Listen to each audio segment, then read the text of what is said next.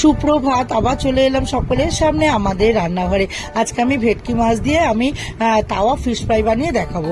তার জন্য প্রথমে ভেটকি মাছের ফিলেটগুলোতে আমি নুন, হলুদ, লাল লঙ্কার গুঁড়ো, কাশ্মীর লঙ্কার গুঁড়ো, গরম মশলার গুঁড়ো আর পাতিলেবুর রস আর আদা রসুন পেস্ট আর ধনেপাতা কুচি দেবো। দিয়ে এবার কর্নফ্লাওয়ার দেবো, কিছুটা চালের গুঁড়ো দেবো।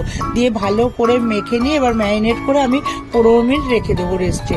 15 মিনিট পর এবার আমি ফ্রাই প্যানের মধ্যে সাদা তেল দেবো। দিয়ে তার মধ্যে কিছু কাঁচা লঙ্কা আমি চিড়ে দেবো আর কারি পাতা দেবো।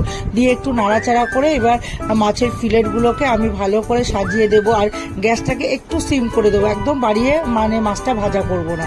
দিয়ে যখন 10 মিনিট পর একটা দিক হয়ে যাবে তখন আবার আরেকটা দিক উল্টে দিয়ে আবার আরেকটা দিকও এরকমভাবে ভেজে নেব। নিয়ে তারপরেই নামিয়ে পরিবেশন করব। তাহলেই তৈরি হয়ে যাবে আমার ভেটকি মাছের তাওয়া ফিশ ফ্রাই।